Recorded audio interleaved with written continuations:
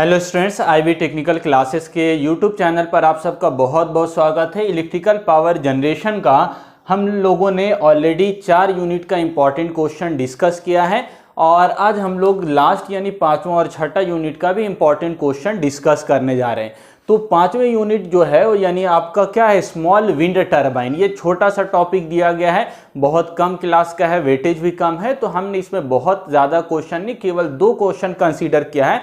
लेकिन आप याद रखिएगा कि बाकी इसका जितना टॉपिक है वो सारा आपका किससे मैच होगा, हाई जो विंड पावर प्लांट था उसके अंदर। यानी जो पहले आप विंड पावर प्लांट पढ़ चुके हैं, इससे पहले 4th यूनिट के अंदर, चाहे वो हॉरिजेंटल विंड टर्बाइन हो चाहे वर्टिकल, वो सारा कुछ सेम इसके अंदर भी होगा। वहां पर आप लोगों ने जो ब्लॉक डायग्राम पढ़ा है वही ब्लॉक डायग्राम यहां पर भी होगा। बस थोड़ा सा यहां पर हम लोगों ने जो क्वेश्चन कंसीडर किया है वो क्वेश्चन क्या है, तो पहला हमने क्वेश्चन लिया है डिफरेंशिएट बिटवीन द HAWT यानी हॉरिजेंटल एक्सिस विंड टर्बाइन, और दूसरा है इसके अंदर डिफरेंस किस में दिखाना है, वर्टिकल एक्सिस विंड टर्बाइन। तो अगर जिसको दोनों के बीच का डिफरेंस मालूम होगा, यानी हॉरिजेंटल एक्सिस विंड टर्बाइन किसको कह रहे हैं और वर्टिकल एक्सिस विंड टर्बाइन किसको कह रहे हैं, तो अगर इसको मालूम होगा तो वो दोनों का ब्लॉक डायग्राम भी बना सकता है और दोनों का टरबाइन का क्लासिफिकेशन भी कर सकता है। यानी इसके अंदर कहने का अर्थ है कि दोनों का डिफरेंस भी आपको याद होना चाहिए, और अगर आपसे सिर्फ HAWT पूछे इस यूनिट के अंदर तो वो भी आपको आना चाहिए। यानी हॉरिजेंटल एक्सिस विंड टरबाइन जिसका ब्लॉक डायग्राम और लेआउट डायग्राम दोनों हम लोगों ने पहले के वीडियोस के अंदर डिस्कस किया और डिटेल वीडियो भी इस पर बना हुआ है। जनरेशन का प्लेलिस्ट में जाकर आप चेक कर सकते हैं। तो हॉरिजेंटल एक्सिस का मतलब क्या है, ऐसा टरबाइन जिसका जो नेसेल है यानी जो हाउसिंग है वो किस में रहे, ग्राउंड के पैरेलल में रहे। तो ऐसा टरबाइन क्या कहलाएगा, हॉरिजेंटल एक्सिस विंड टरबाइन कहलाएगा। अब इसमें आपका गियर सिस्टम भी हो सकता है और विदाउट गियर वाला यानी डायरेक्ट ड्राइव भी हो सकता है।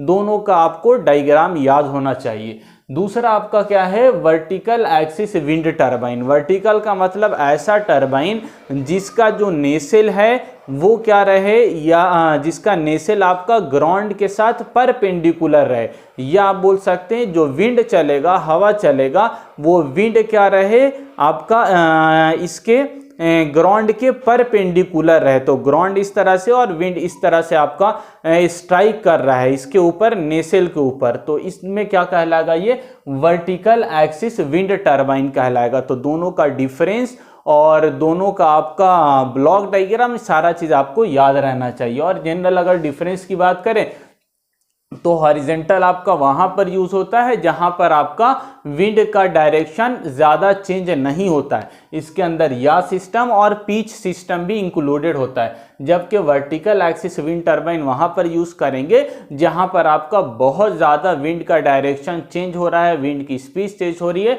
तो ये vertical axis wind turbine use किया जाता है। ये सारे डायरेक्शन में यूनिफॉर्मली काम करता है। इसमें या सिस्टम या पिच सिस्टम की आवश्यकता नहीं होती है।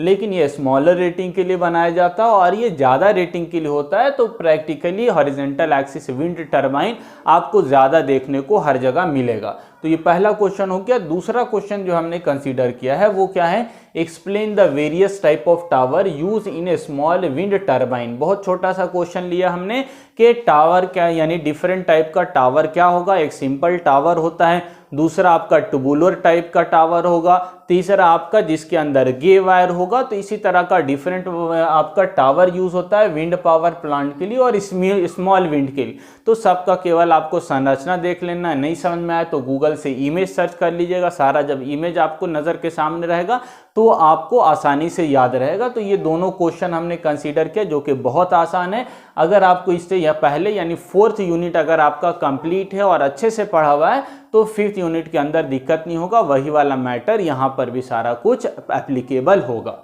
ठीक है। अब मेन बात करते हैं जो पूरे इलेक्ट्रिकल पावर जनरेशन का सबसे इंपॉर्टेंट चैप्टर है और सबसे इंपॉर्टेंट टॉपिक जिसके अंदर कवर किया गया है वो यूनिट 6 है। इस यूनिट 6 के अंदर इकोनॉमिक्स ऑफ पावर जनरेशन और दूसरा जो टॉपिक पढ़ना होता है इंटरकनेक्टेड सिस्टम। यानी आपके जो भी सीनियर हैं आज आपसे लगभग जो 4 साल पहले का बैच यानी 4 साल तक बैच जो निकलता रहा है, आपके जो इतने भी सीनियर निकले हैं इससे पहले, वो सबको अलग अलग चैप्टर के अंदर पढ़ना था। यानी 2 चैप्टर मिलाकर आपको दिया गया है, एक इकोनॉमिक्स ऑफ पावर जनरेशन इसके अंदर है और दूसरा है इंटरकनेक्टेड सिस्टम।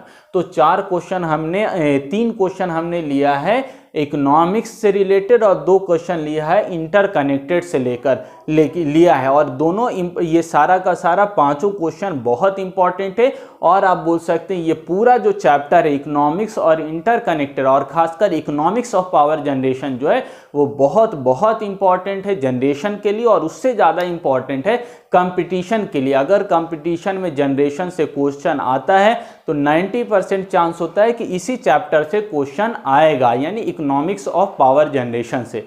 तो क्या क्या क्वेश्चन लिया हमने उसको एक बार आपको बता रहे हैं। तो पहला क्वेश्चन जो हमने कंसीडर किया है, explain the load curve, load duration curve and integrated load duration curve. तो आपका पढ़ा हुआ होगा लोड कर्व किसको कहते हैं, तो जो समय के साथ लोड वैरी करता है, पावर वैरी करता है, डिमांड वैरी करता है, उसी को हम लोग लोड कर्व कहते हैं।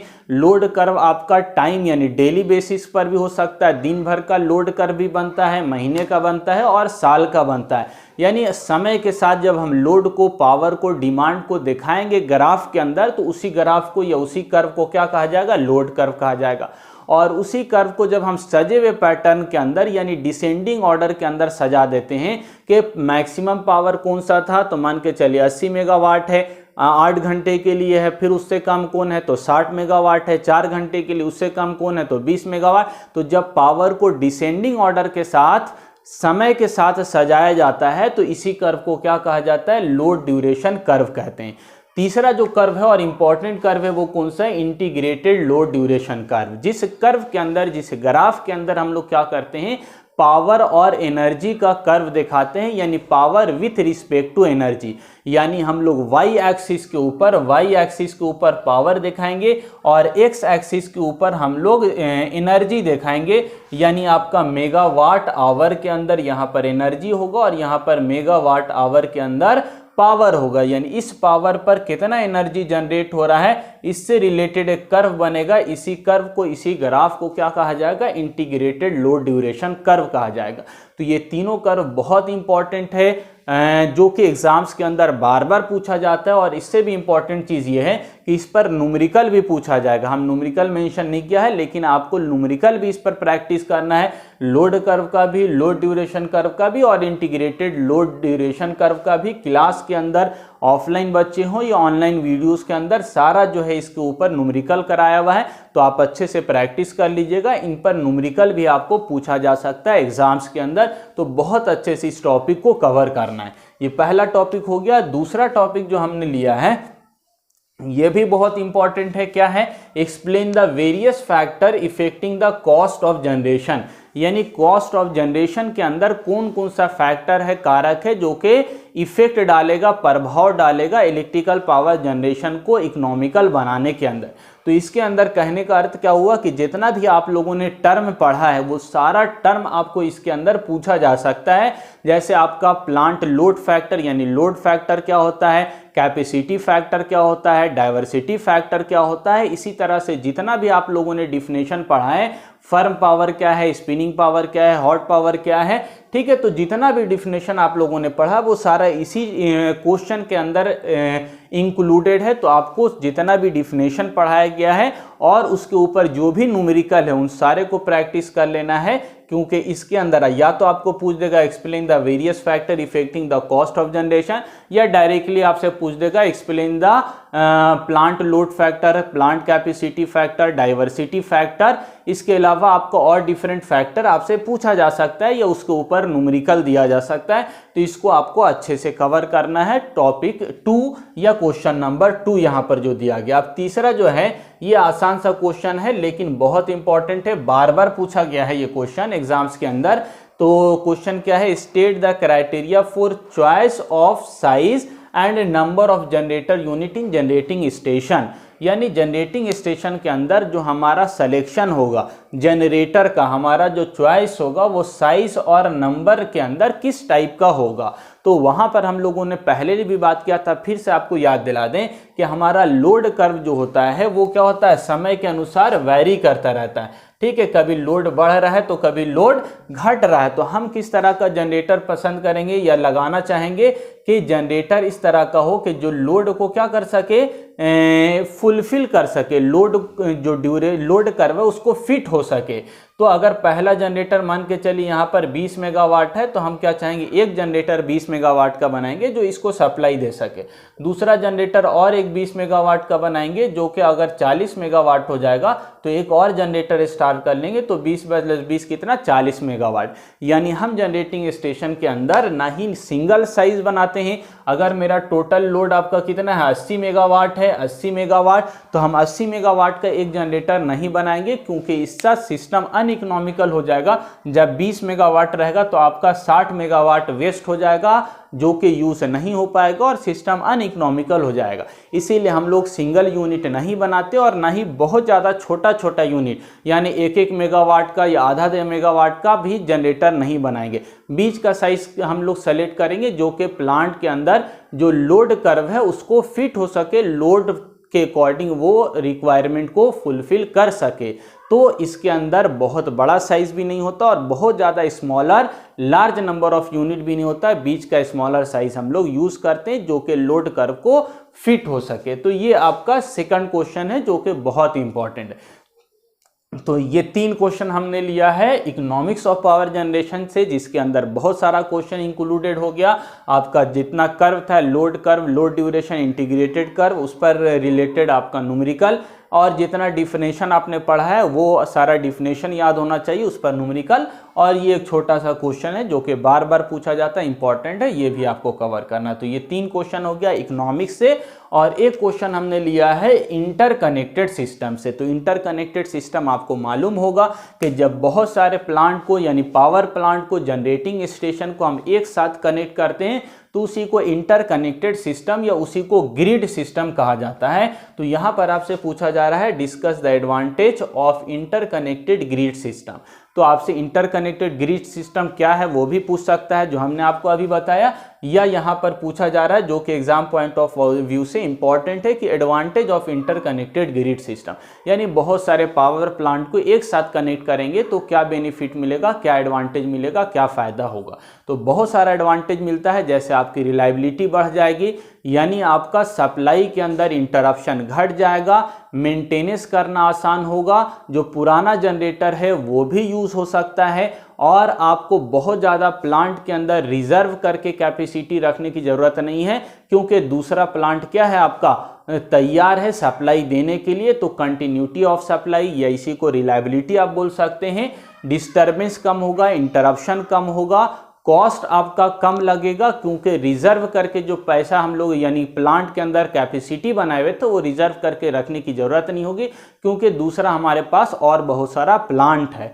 ठीक है, इसी तरह जो ओल्ड प्लांट है जिसकी इफिशिएंसी घट गई है उसको भी आप यूज़ कर सकते हैं, जितना उसका क्षमता है 2 घंटा 4 घंटा यानी पीक लोड के लिए उसको हम लोग कम समय के लिए यूज़ कर सकते हैं। ठीक है, तो इस तरह बहुत सारा एडवांटेज हमको मिल जाता है, तो आपको उन सारे एडवांटेज को यहाँ पर लिखना है। लास्ट क्वेश्चन हमने जो लिया है इंटरकनेक्टेड से वो क्या है, explain the grid system fault.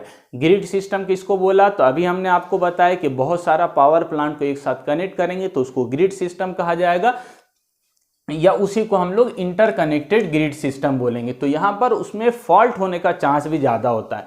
तो आपका वोल्टेज के अंदर मिसमैचिंग हो गया, वोल्टेज आपका ये सारा जो जनरेटिंग स्टेशन है ये आपस में क्या रहेगा, पैरेलल में कनेक्ट होगा, और पैरेलल में कनेक्शन के लिए वहाँ पर कंडीशन होता है जिसको हम लोग सिंक्रोनाइजेशन बोलते हैं, जहाँ पर फ्रीक्वेंसी सेम होना चाहिए, वोल्टेज सेम होना चाहिए, फेज सेम होना चाहिए। तो इन सारे चीज़ के अंदर अगर कोई भी आपका वोल्टेज वैरी कर गया, अगर अलग पावर स्टेशन का फ्रीक्वेंसी मिसमैच कर गया या फेज अलग कनेक्ट हो गया तो उसकी वजह से क्या हो सकता है, फॉल्ट हो सकता है। इसके अलावा और भी बहुत सारा रीज़न है जिसके कारण ग्रिड सिस्टम के अंदर फॉल्ट होने की संभावना होती है। ठीक है, तो अब इससे रिलेटेड दो संभावना बनता है, अगर फॉल्ट होगा तो क्या होगा, तो एक होता है ब्लैक आउट। ब्लैक आउट का मतलब क्या है, कंप्लीटली पूरा ग्रिड सिस्टम जो भी लगा हुआ था वो सब का सब फेलवर हो जाएगा, तो उससे लगा हुआ जितना लोड है वो पूरी तरह से क्या होगा, सप्लाई कट हो जाएगा और उस लोड को सप्लाई नहीं मिल पाएगा और वो पूरी तरह से पावर के अंदर जब कट हो जाता है तो उसी को क्या कहा जाता है, ब्लैक आउट कहा जाता है। और दूसरा होता है ब्राउन आउट, यानी कि जब सप्लाई तो मिल रहा है लोड को लेकिन वोल्टेज की वैल्यू कम है, कम वोल्टेज मिल रहा है, रेटेड वोल्टेज से वैल्यू कम मिलता है, तो उसी को ब्राउन आउट कहा जाता है। तो ये लास्ट क्वेश्चन है जिसके अंदर ग्रिड सिस्टम फॉल्ट या ब्लैक आउट या ब्राउन आउट पूछा जा सकता है। इसके अलावा आप इंडिया के अंदर कहाँ कहाँ ग्रिड है, नेशनल ग्रिड कितना है यानी स्टेट वाइज, और इंटरनेशनल ग्रिड कहाँ है वो सारा आप गूगल पे सर्च करके देख सकते हैं। इसके अलावा एक आपका आसान क्वेश्चन यानी बेस लोड और पीक लोड क्या होता है, दोनों में डिफरेंस क्या है, इस तरह का क्वेश्चन पूछा जा सकता है। तो ये चैप्टर बहुत अच्छे से आपको कवर करना है ताकि एग्जाम पॉइंट ऑफ व्यू से भी कोई दिक्कत नहीं हो, और साथ ही साथ इस तरह से सारे फॉर्मूला को याद करना है कि कंपटीशन के अंदर भी पूछा जाए तो आपको दोबारा पढ़ने की जरूरत नहीं पड़े, आप अभी से ही उसके लिए प्रिपेयर हो जाए। तो आई होप जनरेशन का सारा क्वेश्चन जितना भी हमने बताया है वो आपको क्वेश्चन भी समझ में आया होगा, और साथ ही साथ हमने थोड़ा सा हिंट्स भी दिया है, उससे भी आपको हेल्प हुआ होगा। तो अपने जितने भी दोस्त हैं वो सारे दोस्तों को आप इन वीडियोस को शेयर कीजिए, जितना ज़्यादा आप शेयर कीजिएगा उतना ही ज़्यादा हमारे लिए मोटिवेशन होगा, और इस तरह के वीडियो आप लोगों के लिए बनाने का प्रयास और कोशिश करेंगे। मिलते हैं नए वीडियो में, थैंक यू।